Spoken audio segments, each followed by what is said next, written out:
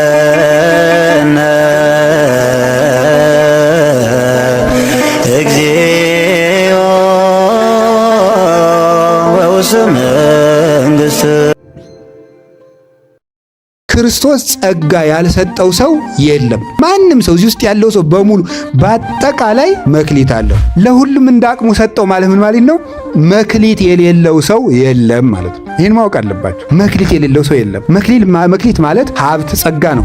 የተቀመጥክባት ቦታ እሷ መክሊትህ ናት ነው። ሱቅ የምትሸጥ ከሆነ እሱ መድኃኒት የት ካለ መድኃኒቱን ቾኩን ቀርሰ ክኒን አድርገህ ካልሸጥክበት፣ ቅቤ የሚሸጥ ነው ሰው ሙዝ ካልቀላቀለበት፣ በተቀመጥክባት ቦታ ሰፍሮ መንግሥተ ሰማያትን ይሰጣቸዋል። ለምትወደው ነገር ዋጋ ትከፍላለህ። ዝናብ ትመታለህ፣ ፀሐይ ይመታሃል። ዝናብ እየመታ ትሸከማለህ፣ ፀሐይ እየመታ ትሸከማለህ። ጭዱን ይሸከማል። አሁን በመጋቢት ፀሐይ የመታው ገበሬው እኛ ቤት ቁጭ ብለን እየዋል። ለምን? ለሚወደው ነገር ነው። ለምትወደው ነገር ዋጋ ትከፍላለህ።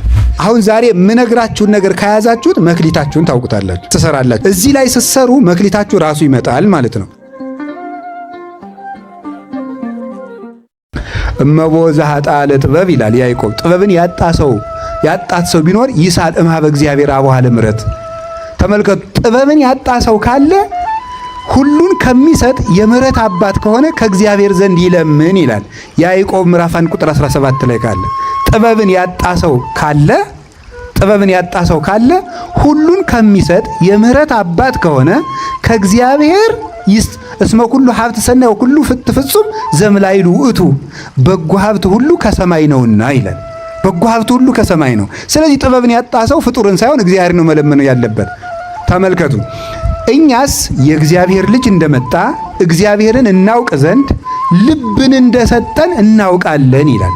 እኛስ የእግዚአብሔር ልጅ እንደመጣ እግዚአብሔርን እናውቅ ዘንድ ልብ እንደሰጠን እናውቃለን።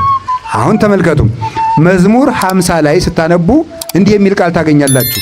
ልበ ንጹሐ ፍጥር ሊተ እግዚኦ መንፈሰ ርቱዐ ሐድስ ውስተ ከርሥየ። አቤቱ ንጹሕ ልብ ፍጠርልኝ ይለዋል። ማን ነው እንደዚህ የሚለው? እግዚአብሔርን ነው።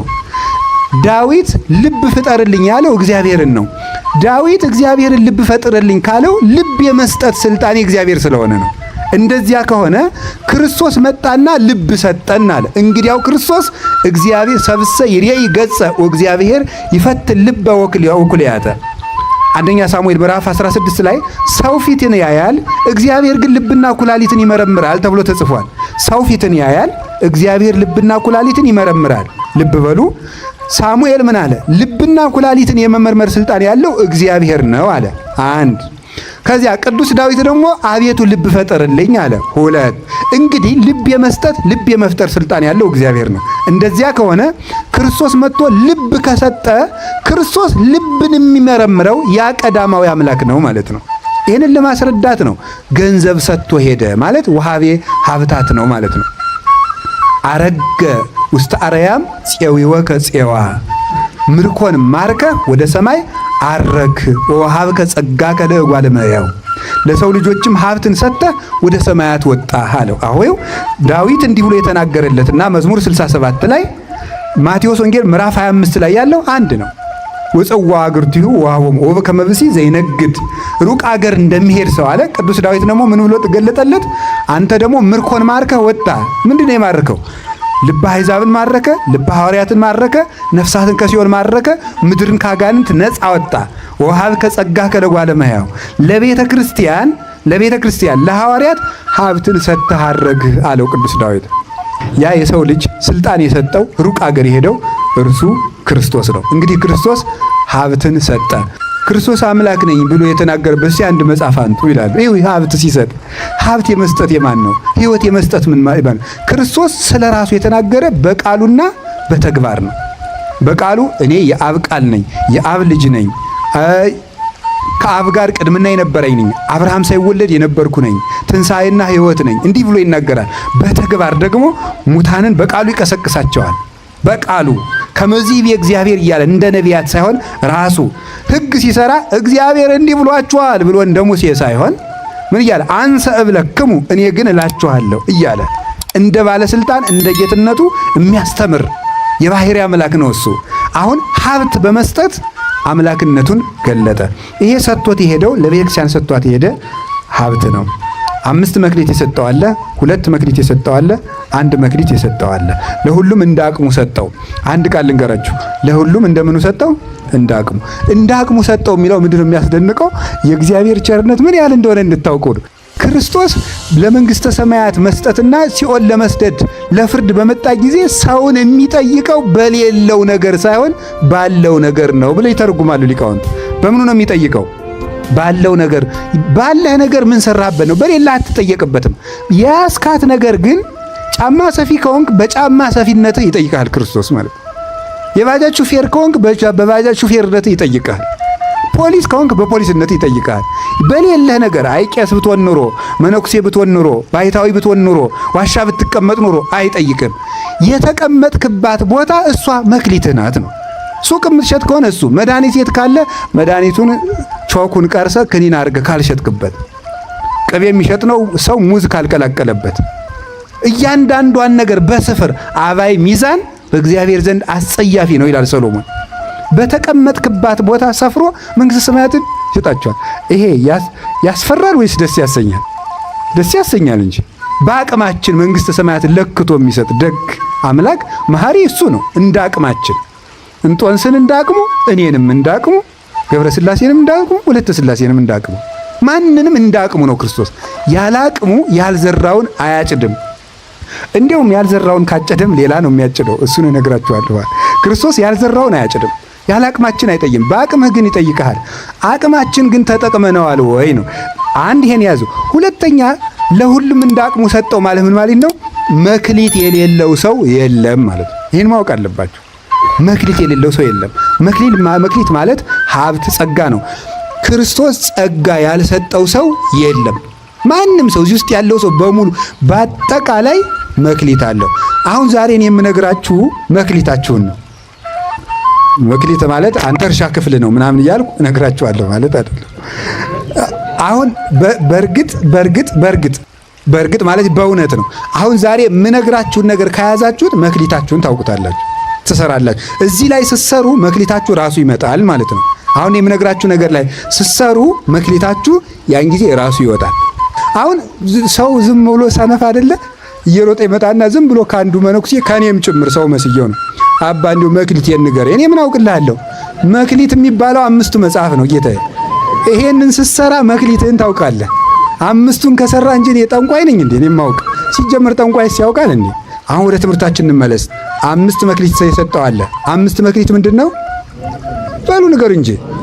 5 ገንዘብ ምን ያደርጋል? ያከብራል፣ ያለብሳል፣ ጤና ይሰጣል፣ ሀብት ይሰጣል። ትታከምበታለህ፣ ቢርብ ትበላለህ፣ ብትራቁት ትለብስበታለህ፣ ከብረህበት ትኖራለህ። ገንዘብ። ኦሪት ምን ታደርጋ? ለማቀብ ከኦሪተከ ትበል ከራሜከ ኦሪትን ብትጠብቃት ድልብ የድልብ ታበላሃለች። ወይ ሰፍፍ ማይበብተ ወይንከ ውስተ ማይድከ የወይን ዘለላ በማይድ ሞልቶ ይኖራል፣ ይተርፋል። ወትርየይ እስከ ነሳልስ ወራብ ትውልድ ውሉደ ውሉድከ እስከ 3 እስከ 4 ትውልድ ድረስ እድሜ ጨምራለህ፣ የልጅ ልጅ ዘመን ታያለህ ይላል። ስለዚህ ኦሪት ገንዘብ መክሊት ገንዘብ ከሆነ መጽሐፍ ቅዱስ ገንዘብ ነው። ሀብት ይሰጣችኋል፣ ጤና ይሰጣችኋል፣ አይምሮ ይሰጣችኋል። እናንተ ግን ገንዘብ ሲባል ሄደ በኤቲኤም የምታወጣው የተቆጠረ 10 ብር ነው የሚመስላችሁ። ይሄ ገንዘብ ነው። 5 የተቀበለው ሰውዬ ስንት አተረፈ? በሞቴ በሉ ንገሩኝ እንጂ 5 አተረፈ። 10 ቃላትን ያዘ ማለት ነው። 10 ይሆናል አይደለም? ይሄ 5ቱ ሕገጋት ውስጥ 10 ቃላትን አትርፎ የሰራ ማለት ነው። ይሄ ሰው ገንዘብ አለው። ሀብት እንዲኖራችሁ ጤና እንዲኖራችሁ ከፈልጋችሁ 10 ቃላትን መጠበቅ። ኢታምልክ ባዕድ አምላክ ዘእንበሌ እኔ በቀር ሌላ አምላክ አታምልክ፣ በሐሰት አትመስክር፣ ሰንበትን አክብር፣ የባልንጀራህን ገንዘብ አትመኝ፣ ወደ ባልንጀራ ሚስት አትሂድ፣ የእግዚአብሔር የአምላክህን ስም በከንቱ አትጥራ። እነዚህን ቆጥራችሁ ጽፋችሁ ስሯቸው። እነዚህን ስትጠብቋቸው ሀብት ከቤታችሁ ደጅ አንኳኩቶ ይመጣል። እነዚህ ገንዘቦች ናቸው። 10 መክሊት ያተረፈ አለ። ከቃሉ ጋር ናችሁ? እሺ 2 መክሊት የተሰጠው አለ። ስንት መክሊት? 2 መክሊት። እነዚህ 2 መክሊቶች ምንና ምን ናቸው ስትሉ ፍቅረ ቢጽና ፍቅረ እግዚአብሔር ይባላሉ። እግዚአብሔርን መውደድና በሉ ሰውን መውደድ። እነዚህ ሁለት መክሊቶች ናቸው። እግዚአብሔርን መውደድ፣ ሰውን መውደድ። እግዚአብሔርን መውደድ ከራስ በላይ፣ ሰውን መውደድ እንደ ራስ። ሰውን መውደድ እንደማን? እንደ ራስ። ሰውን ስትወደው እንደ ራስህ። አጭር ነገር ነው። በቃ ሰውን መውደድ ቀመሩ ከጠፋችሁ አጭር ነው። እንደ ራስ ማለት ለራስ የምትፈልገውን ለባልንጀራ ምን አልበል ነው። አንተ እንዲያደርጉብህ የምትፈልገውን ለባልንጀራ፣ አንተ እንዲያደርጉብህ የማትፈልገውን ለባልንጀራ ምን አትበል ነው። እንዲያደርጉልህ የምትፈልገውን። በጣም ጥሩ። እኔ አሁን ልንገራችሁ፣ እናንተ ሰረቃችሁኝ አይበለውና የሆነ ነገር ሰረቃችሁ፣ ደግሞ ደበደባችሁኝ፣ በቃ ይህንን አድርጋችሁ ሌላ ቀን ስትመጡ ምንም ችግር የለም ብላችሁ አትወዱኝም? ትወዱኛላችሁ። እንዴት ያለ ይቅር ባይ ሰውዬ ነው ትላላችሁ። ያን ሁሉ አርጌው እኮ ተወልኝ ትላላችሁ። አንተ ይሄንን ለዚህ አድርገው ነው ለማን? አንተ ብዙ ነገር አድርገህ ሰው ሲተውልህ ደስ ይለህ የለ? እሱን አድርገው ለባልንጀራህ ነው። ብዙ ያደረገህን ሰውዬ ምን በልለት ነው? ተውለት። አንተ ሲተውልህ ደስ እያለ መስሎኝ፣ አንተ ደስ ካለ ለዚያ ሰውዬም ደግሞ ተውለት። ይሄንን ነው። ይሄ ሰውን መውደድ። ሲራክም ይላል የምታየውን ሰው ጠልተህ የማታየውን እግዚአብሔርን እወደዋለሁ ብትል አንተ ሐሰተኛ ነህ። ሰው የእግዚአብሔር መልክ ስለሆነ ማለት ነው። እግዚአብሔር መልክ ነው። ሰውን የሚወድ ሰው እግዚአብሔርን ይወዳል። ሰውን የሚጠላ ሰው እግዚአብሔርን ይጠላል። ስለዚህ ተመልከቱ፣ ይሄ ስንት ጣት ነው? ይሄኛው እጅስ 5 ስንት ይመጣል? 10። በጣም ጥሩ። አሁን ይሄንን እጄን እዚህ ላይ በሰይፍ ብትቆርጡት 5ቱ ጣቶች ምን ይሆናሉ? ምን ይሆናሉ? በሉ እንጂ። እሺ፣ ግራ እጄን ደግሞ በሰይፍ ቁረጡት። 5ቱ ምን ይላሉ? አሁን ልብ በሉ እንግዲህ ልብ በሉ። ወበእላ ክሌቲ ትእዛዛት ተሰቅላ ኦሪት ወነቢያት። 5 ጣት በቀኝ እጄ፣ 5 ጣት በግራ እጄ። ሁለት 10 ያዙ። እንደዚህ አንጠልጥለው 5ቱ ናቸው እንደዚህ አድርገው ያዙት። ሁለቱ 5 ይዘዋል። አንዱ 5 ሁለቱ ስንት ይዘዋል? 10 ይዘዋል። ሰውን መውደድ ስንቱን ይይዛል? 5ቱን። እግዚአብሔርን መውደድ ስንቱን ይይዛል? 5ቱን ይይዛል ማለት ነው። ሁለቱን ስትጥሳቸው ምኑን ታጣለህ? 10ሩን ታጣለህ ማለት ነው። እግዚአብሔርን የማትወደው ከሆነ 5ቱን ታጠዋለህ። ሰውን ስትጠላ 5ቱን ታጣለህ። እዚያ ምን ትሆናለህ? ጉንድሽ፣ ቆማጣ ማለት ነው። ፍቅረ እግዚአብሔርና ፍቅረ ሰብ፣ ፍቅረ ቢጽ የጎደለው ሰው ቆራጣ ነው ማለት ይሄ ነው ማለት ነው። ይሄንን እንደ እጅ አደረገና ይሄ ተሰቅላ ኦሪት ወነቢያት። በእነዚህ በሁለቱ ኦሪት ፍቅረ ቢጽና ፍቅረ እግዚአብሔር ክንድ አደረጋቸው፣ ብርታት የሚሰጡ ኦሪትም ነቢያትም ጸንተው የሚኖሩ እግዚአብሔርን በመውደድና ሰውን በመውደድ ነው። እና ሁለቱ ናቸው። በነገራችሁ ላይ ሰው ከኃጢአት ለመዳን ጽድቅን ለመስራት ብቸኛው ምርጫ ምን እንደሆነ ታውቃላችሁ? እግዚአብሔርን መውደድ። እግዚአብሔርን መውደድ። እንዴት ነው እግዚአብሔርን መውደድ የሚሆነው? እሺ፣ ገበሬውን የሚቆፍረው ምንድን ነው? ይቆፍራል፣ ያርማል፣ ይደክማል። ለምን? እንጀራ ስለሚወድ ነው። ለምትወደው ነገር ዋጋ ትከፍላለህ። ዝናብ ትመታለህ፣ ፀሐይ ይመታሃል። ዝናብ እየመታ ትሸከማለህ፣ ፀሐይ እየመታ ትሸከማለህ። ጭዱን ይሸከማል። አሁን በመጋቢት ፀሐይ እየመታው ገበሬው እኛ ቤት ቁጭ ብለን እየዋል። ለምን? ለሚወደው ነገር ነው።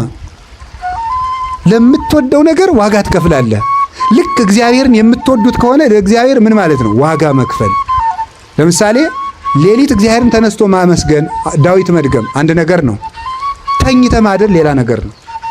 የምትወደው ከሆነ የእንቅልፍ ዋጋ ለእግዚአብሔር ትከፍላለህ ማለት ነው። እግዚአብሔርን ማገልገል፣ እግዚአብሔርን ማመን ማለት የሚወዱት ነገርና እግዚአብሔር ለምርጫ ሲቀርቡ የምንወደውን ነገር ትተን እግዚአብሔርን መምረጥ መቻል ማለት ነው። ክርስትና ማለት የመምረጥ ብቃት ያለው ሰው ነው። ክርስቲያን ማለት መምረጥ የሚችል ይሄን ትቶ ይሄን የሚያጸየፈውን ትቶ እግዚአብሔርን መምረጥ። በየቀኑ ውሸትና እውነት፣ ሐሰትና እውነት፣ ሌብነትና ምጽዋት፣ ዝሙትና ንጽህና፣ ጉቦ መብላትና ቅን መፍረድ፣ ዘረኝነትና አንድነት በየደቂቃው በየፌርማታው ለምርጫ ይቀርቡልሃል። የመምረጥ አቅም ያንተ ነው። በየሴንቲሜትሩ እነዚህ ምርጫዎች ይቀርባሉ። ሂዱ ተንቅሳው፣ ዝም ብለህ ባህር ዳር ዝም ብለህ በአስፓልቱ ዝም ብላችሁ በእግራችሁ ተራመዱ። ጥቂት ሜትሮች እንደተራመዳችሁ ኃጢአትና ጽድቅ ፊት ለፊት ይመጣሉ።